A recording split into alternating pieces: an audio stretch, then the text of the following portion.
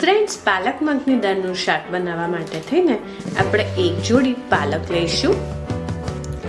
હવે આપણે આને એકદમ ઝીણી ઝીણી સમારવાની રહેશે. વજનમાં જોઈએ તો 250 ગ્રામ પાલક થશે.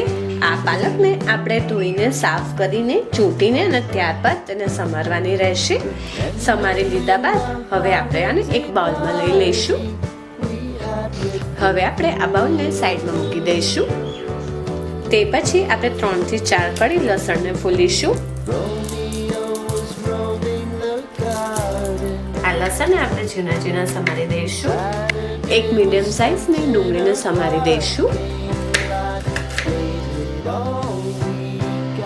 2 ટામેટા સમારીશું.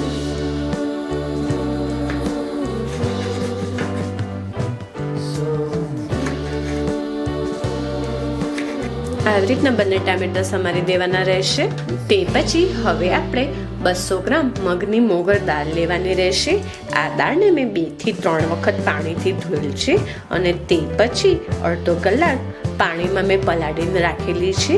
પાણીમાં પલાળીને એટલા માટે થઈને રાખેલી કે આપણે જ્યારે સબ્જી બનાવીએ ત્યારે જે આ દાળ જે છે તે ફટાફટ ચડી જાય તે માટે થઈને.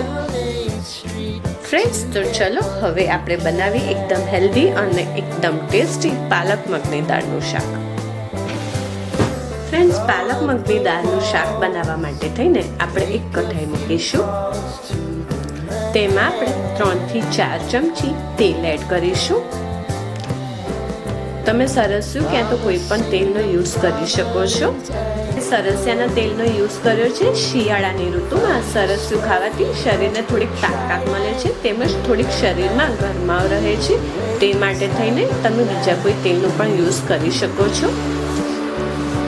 તેલ ગરમ થાય એટલે અડધી ચમચી રાઈ એડ કરીશું. રાઈ તતડે તે પછી તેમાં 1/4 ચમચી હિંગ એડ કરીશું. તે પછી તેમાં સમારેલું એક લીલું મરચું, સમારેલો લસણ, સમારેલી ડુંગળી ના સમારેલા 2 ટામેટા એડ કરીશું. આપણે સાંકળીશું. 5 મિનિટ જેટલું ધીમા ગેસ ઉપર આ બધાને સાંકળવાનું રહેશે. બધું સંતળાઈ જાય તે પછી તેમાં અડધી ચમચી હળદર, 1 ચમચી ધાણા જીરું, 1 ચમચી લાલ મરચું, સ્વાદ અનુસાર મીઠું એડ કરીશું. આ બધાને આપણે મિક્સ કરી દઈશું. પ્રોપર મિક્સ થઈ જાય તે પછી આપણે આજે મગની દાળ જે પલાળેલી હતી તે એડ કરી દઈશું. બધી તેને હલાવીશું, તેને મિક્સ કરી દઈશું. તે પછી તેમાં 1/4 ચમચી તજ લવિંગ પાવડર, અડધી ચમચી ગરમ મસાલો એડ કરીશું. તીખાશ તમે તમારા ટેસ્ટ મુજબ સેટ કરી શકો છો. આ બધાને મિક્સ કરી દઈશું અને તે પછી 200 ml જેટલું પાણી એડ કરીશું. આ બધાને મિક્સ કરી દઈશું અને હવે આ બધાને આપણે ઢાંકીને લો ટુ મીડિયમ ફ્લેમ ઉપર ચઢાવવા દઈશું. આ દાળ અધકચરી થઈ જાય તે પછી જ પાલકને એડ કરવાની રહેશે. તમે જોઈ શકો છો, જોઈને જ આઈડિયા આવશે કે આ દાળ અધકચરી બફાઈ ગઈ છે. જો તમને આઈડિયા ન આવે તો એક ડીશમાં લેવાની રહેશે. ત્યારબાદ થોડીક આવી રીતે સ્પ્રેડ કરી દેશો તો ફટાફટ ઠંડી થઈ જશે અને તે પછી હાથથી આમ કરશો તો આ દાળ થોડીક અધકચરી ચડી છે તમને આઈડિયા જશે જોઈને. તે પછી આપણે આજે પાલક જે સમારેલી જે છે 250 ગ્રામ તે બધી એડ કરી દેવાની રહેશે.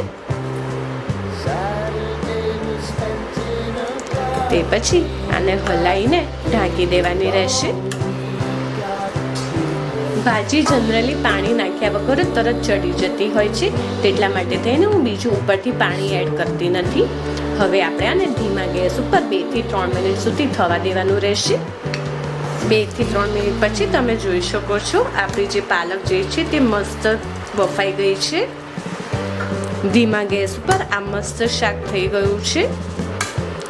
હજી બીજું 1 થી 2 મિનિટ સુધી આને એકદમ ખદખદવા દઈએ. 1 થી 2 મિનિટ પછી તમે જોઈ શકો છો પાલક મગની દાળનું શાક જે છે તે એકદમ મસ્ત ખદખદી ગયું છે. વાવ, મસ્ત સ્મેલ આવે છે. દેખાવમાં બી મસ્ત છે, ટેસ્ટમાં પણ તેટલું જ મસ્ત છે. જોઈને જ મોઢામાં પાણી આવે તેવું બન્યું છે.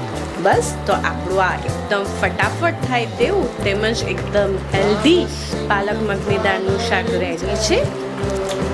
હવે આપણે ગેસને બંધ કરી દેવાનો રહેશે અને તે પછી હવે આપણે આને ગરમા ગરમ સર્વ કરી દઈશું.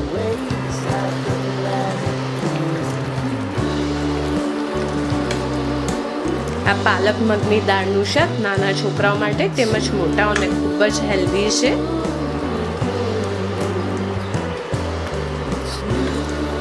આટલી ક્વોન્ટિટીમાં 3 થી 4 માણસને થઈ રહે તેટલું શાક બનશે. ફ્રેન્ડ્સ, આપણું એકદમ હેલ્ધી અને એકદમ ટેસ્ટી અને એકદમ યમી પાલક મગની દાળનું શાક રેડી છે. તમે જોઈ શકો છો કેટલું મસ્ત દેખાય છે તે, ટેસ્ટમાં પણ તેટલું જ મસ્ત છે. આ રેસીપીથી તમે એક વખત આ પાલક મગની દાળનું શાક બનાવશો તો વારંવાર બનાવીને ખાવાની ઈચ્છા થશે તેવું બનશે. જો તમને આ વિડીયો ગમે તો મારા વિડીયોના કમેન્ટ સેક્શનમાં જરૂરથી કમેન્ટ કરજો. જો તમને આ વિડીયો પસંદ આવ્યો હોય તો સબસ્ક્રાઇબની જોડે બેલ આઇકોન ઉપર ઓલ બટન દબાવજો, જેથી મારા બધા નવા વિડીયો તમને મળતા રહે.